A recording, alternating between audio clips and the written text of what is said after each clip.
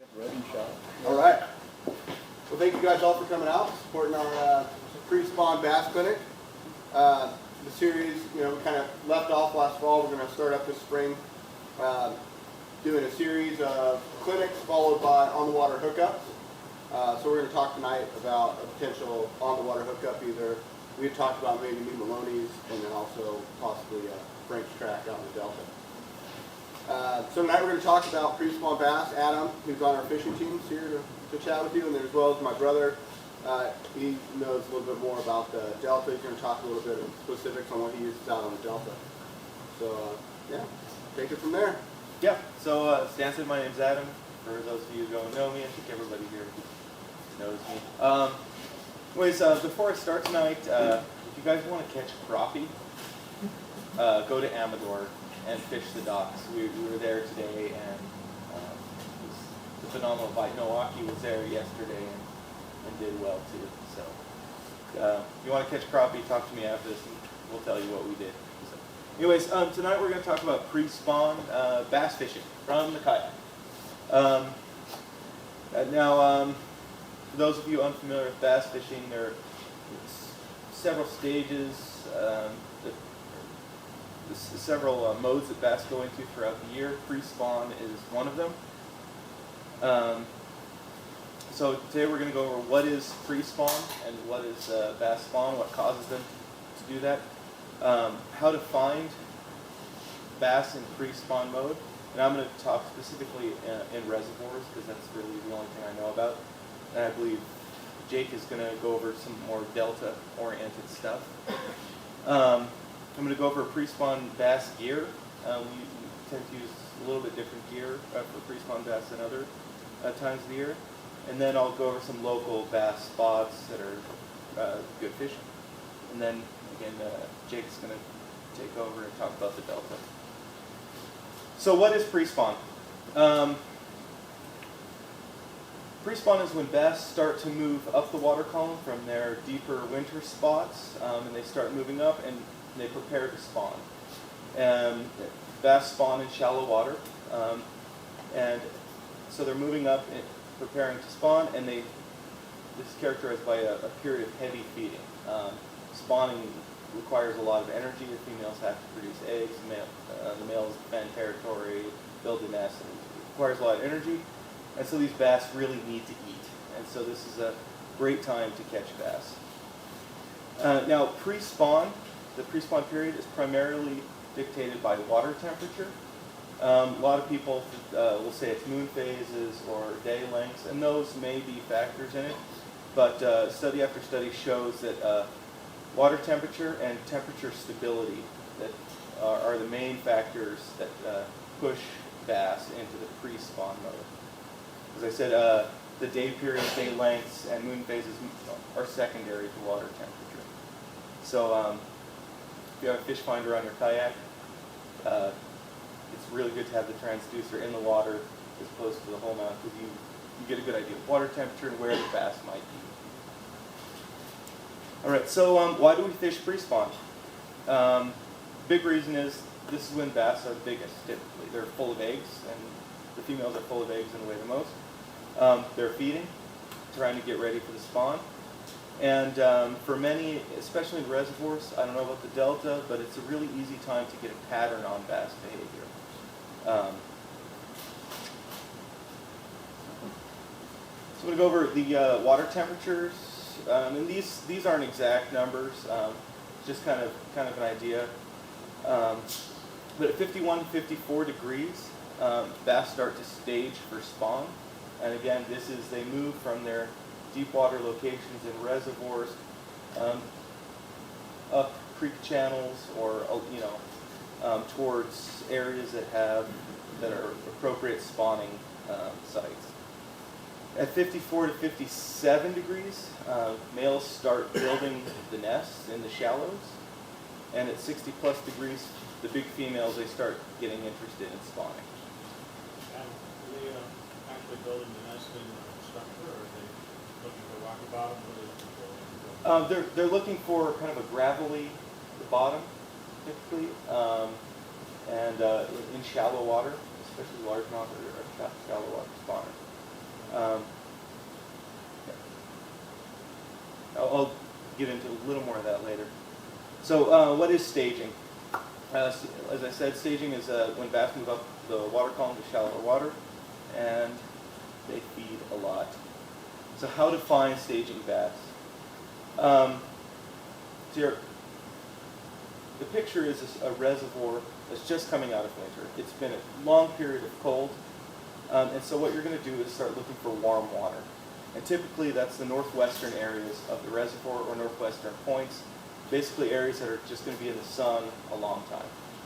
And when you're looking at these, before you go out, you want to look at a map. You want to maximize your time on the water. And you want to isolate these areas that you think will get a lot of sun. And then when you're there, you want to look at the rock and the substrate structure. For example, a darker rock substrate is going to heat up faster than a lighter one. So you really want to move to these areas of warmer water. Another factor is proximity to potential spawning flats. Bass like to spawn in rather shallow flats. And you want to look for these spawning flats in proximity to deep water. Again, these bass are moving from deep water in a transitional state between the spawning flats. So here's an example. This is Folsom Lake, and I just kind of took a map. It has some rough contours. It's a free map. There's a lot of these available for most reservoirs. And when you're looking at these reservoirs have fluctuating elevation, so you want to kind of be aware of what the water level is at, where you're fishing before you plan your fishing trip. But let's say for this discussion that Folsom is full, and this is an accurate map. So what we want to do is, let's say we're going to launch at the East Natoma Street launch. Before you go out, you want to identify areas that you think bass are going to be holding. So what we do, we look for potential spawning flood areas. These are shallower areas with access to deep water. So I've circled some of the shallower areas. And then in the red, I have marked channels. And what this does is you go out and you have a plan. I want to fish the ledges near these spawning flats. You go out, you're on the water, you look at the wind, where's the wind blowing, and you set up your drift. But you go out there with a rough idea of where you want to fish already. And this is going to maximize your time on water. We don't have bass boats. We can't zoom around from point A to point B. So we really want to fish an area thoroughly and fish all of that structure in the area. Right, again here, I just blew up a picture of what you're kind of looking for. So again, you see the channels, deeper water next to spawning flats. And you're going to explore that with your fish finder. If you don't have a fish finder, you're going to explore that just by fishing and kind of moving up and moving back. Just try to locate and pattern the bass. All right, so gearing techniques. For colder pre-spawn, you're going to have pretty sluggish bass. They're not as feisty as the 55 and up, 55 to 60 degree bass. And generally, in this water temperature, you have a slower presentation. And a slower presentation, some examples that are drop shot with finesse worms, such as robo worms, shaky heads. If any of you want to know what these, aren't familiar with these baits and would like to look at them afterwards, we have some demonstrations. My personal favorite are suspending jerk baits, which are like a Rapala, and they have a neutral buoyancy. And instead of ripping them at this water temperature, you kind of jerk, pause, and have really long pauses actually, and jerk, pause. My two favorite are Lucky Craft pointers and Voltiva ripping minnows. Another effective technique are big blade spinner baits. You generally, when you're giving a slow presentation, with spinner baits, a larger blade has more action on a slower retreat. And again, what you want to do with these is slow roll close to the bottom. You slowly move these spinner baits through the water. And as always, minnows or secret agents are always effective at any temperature. We're not bass tournament guys. We're here to catch fish, and sometimes minnows are the best thing you can use to catch. You want to catch lots of fish. So now we're going to look at some baits for warmer waters. This is the 55 to 59 degrees. At this temperature, bass are less sluggish than 55 and below, and they're willing to chase a bit more. So generally what I like to do in this is I like to use bigger jerk baits and crankbaits that have a wider wobble and more action to them. And this is going to attract bass. They're willing to chase them further away. And I fish these a bit faster than the suspending jerk baits. I'll rip them through the water. I like to have them tick the bottom. Square bill crankbaits are also really good in this. The square bill is really nice if you want to run something along the bottom. Square bills tend to snag a lot less and are actually made to be run across the bottom. So when you're fishing a square bill, you want to be ticking bottom all the time. And big swim baits. I personally don't fish too many big swim baits. I know you are a big fan of the big swim baits. We've got some. We'll go over those here in a little bit. So, and another thing, at this temperature, bass are moving to spawn. They're not necessarily following bait fish like they do a lot of times. So you want to try secondary forage foods. So normally, when bass are feeding, they're going to be following threadfin shad or pond smelt or whatever's in the lake. When they're moving to spawn, their motivation is spawning, not necessarily feeding. So they're going to be eating secondary foods like crawdads, newts, so a lizard, Carolina lizard might work. So you want to think about what bait's available in the water that the bass are occupying. All right, and there's a kind of list of some of my favorite local bass reservoirs. New Melones, they put out some really big spotted bass every year. A few incredibly nice largemouth. I think it's 16 pound. It's caught last year. And one of the few lakes in the area that has a red-eye bass, which are, if you're not familiar with red-eye bass, they're maybe they get about 12, 13 inches at the biggest.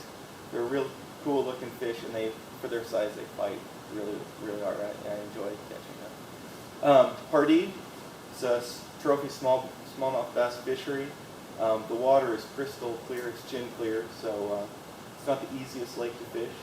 You typically go with lighter line and slower presentations in that lake. Amador carries big largemouth bass.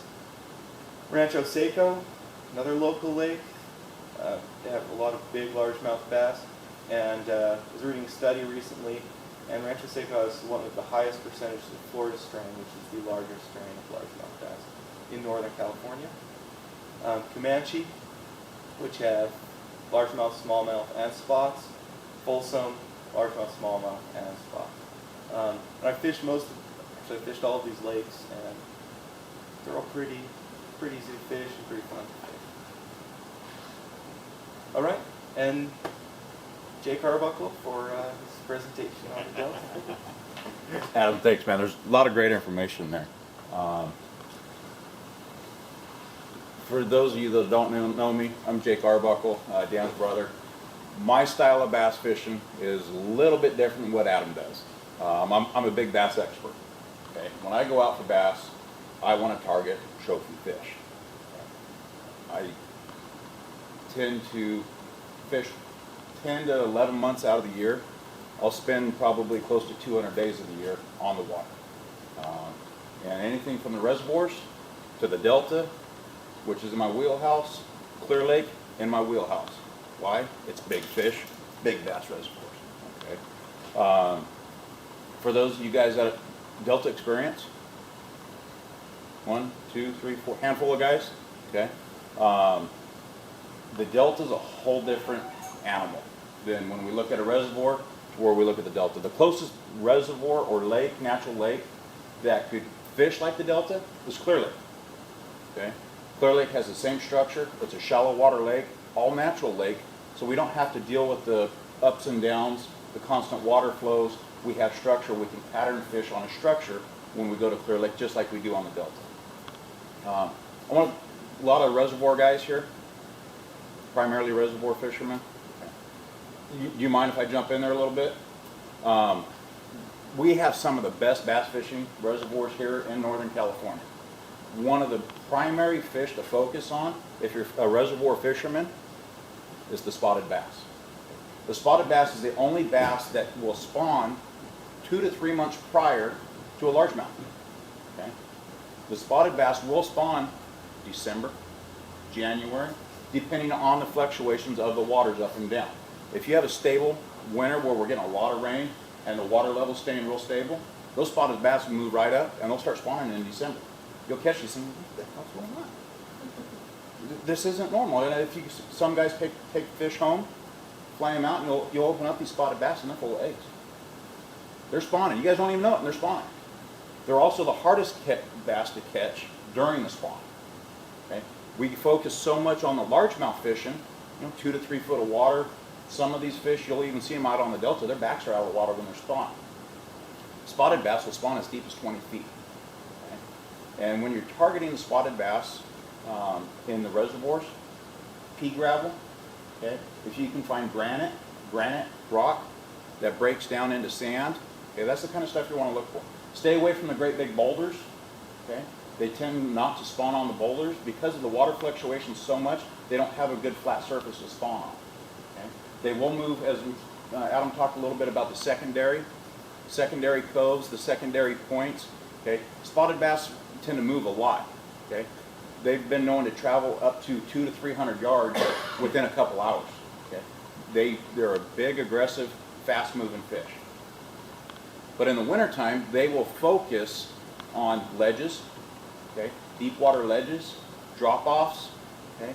Long tapering main lake points, okay?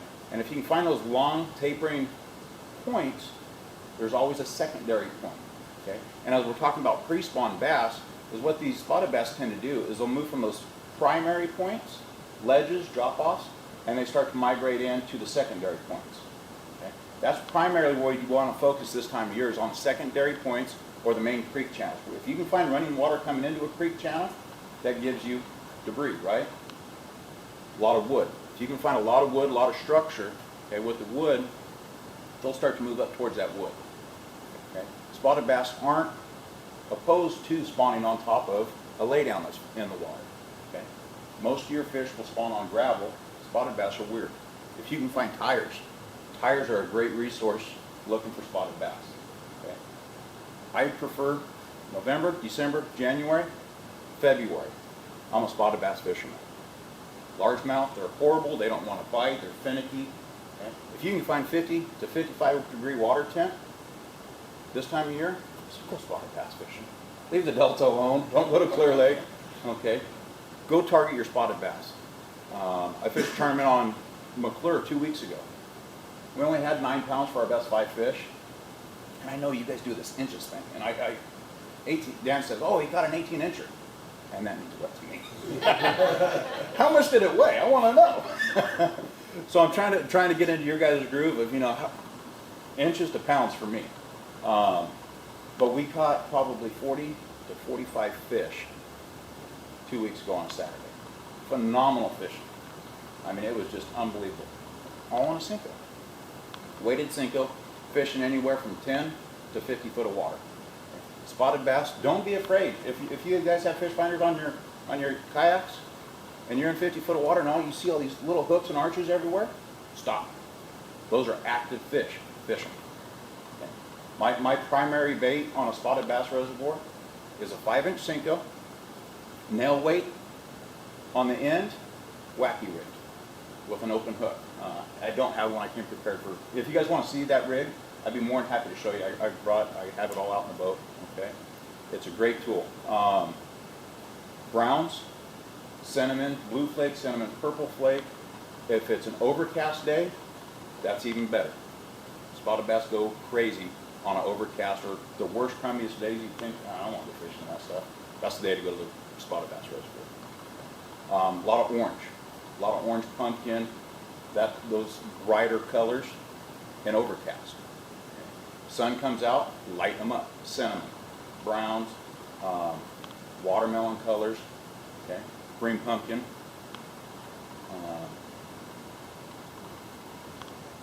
Don't be afraid. I love cranking. I love throwing deep diving crankbaits in the middle of winter for spotted bass. Rip baits, if they eat it, I love it, but I don't have that kind of patience. Jerk, jerk, sit. Put your rod down, grab a sandwich. Pick it back up, jerk, jerk, set it back down and wait. It drives me crazy. I can throw, typically is what I do, especially on a spotted bass lake. That's 22 feet. Okay, that's the new strike king. You can get it down, beating the rocks, and you're moving. And spotted bass will react. They're a predator fish. They're one of the meanest fish. Pound for pound, inch for inch, they're the hardest fighting fish you will catch. They're a blast. They're a lot of fun, and they always eat reaction. I know with you guys, it's harder in the kayaks. If you can find a wind-blown point, a windy bank, if you can set your drift up, that's where you want to be fishing, especially spinnerbaits, crankbaits, rip baits, any time of the year. Okay? Don't be afraid to do it in the wintertime. Spotted bass will be on the bank, especially if you have increasing water flows in your lakes. They will be right up on the banks, and they'll be chasing, eating bait. McClure, awesome spotted bass fishery. Maloney's, for me, it's an okay lake. It's not my choice, my first choice. Don Pedro is another phenomenal spotted bass lake. Oroville and Shasta, phenomenal fishing for spotted bass. If you're starting to get the wintertime blues, go to the hills, go to any spotted bass reservoir. Folsom's another phenomenal spotted bass lake. Smallmouth, pain in the butt. They're fun, but they're a tough fish to catch. Okay? They're very finicky. They're very, very sensitive to water fluctuations. If the reservoirs are up and down, they're very finicky. They'll scatter out into deep water and they'll disappear. Water temperature, air pressure. If we have a storm come in, then it's bluebird skies the next day. Everybody thinks, man, it's not a beautiful day. I want to go fishing. No. But that's the worst day to go fishing. You want to be out there when it's cold. Or pre-front conditions, during the front, post-front, leave the boat on the trailer, leave the boat in the back of the pickup. That's the toughest time to fish. Okay? Largemouth are the same way. Very, very finicky about air pressure, okay, post-front type conditions, and water fluctuations. That same event a week prior that we were at McClure, we were catching 4 to 5 pound largemouth, just beating them up big time. The kid back here was schooling me out of the back of the boat, drop shot. Every piece of wood we could find, he was throwing his drop shot, 2 to 3 foot of water, and he was catching big largemouth. The week after that, we went back to McClure. The water had dropped 2 feet during that week. The largemouth were gone. Had phenomenal time catching the spots, but pound for pound, I needed those largemouth.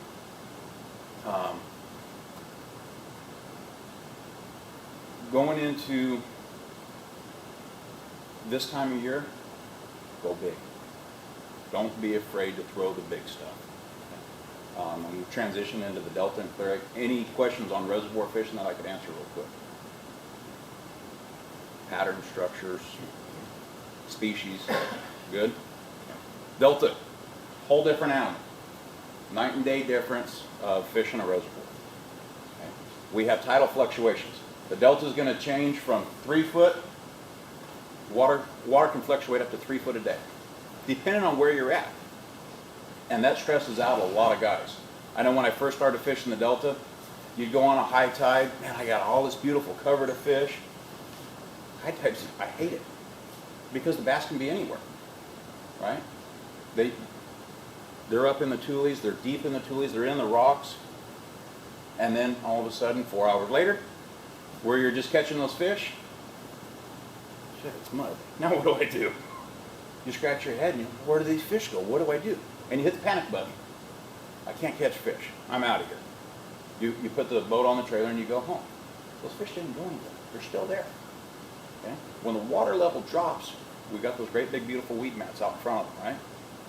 Typically there's a foot or 2 foot of water between the rocks. and the weed line, that's your money spot. Okay? If you can find the big solid weed mats that have the little holes, that big, that's your money spot.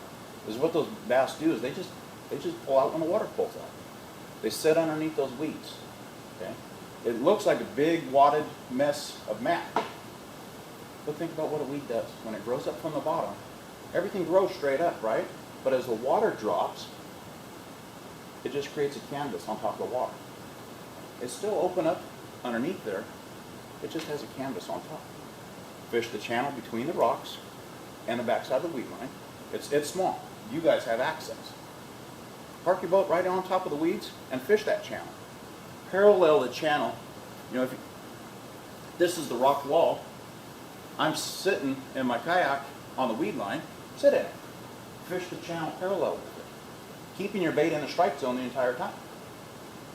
Okay? If the bass aren't in the small channel, fish the outside of the weed line. Use the weed line as a boat anchor, right? Okay? You can secure your boat. You're not getting blown all over the place.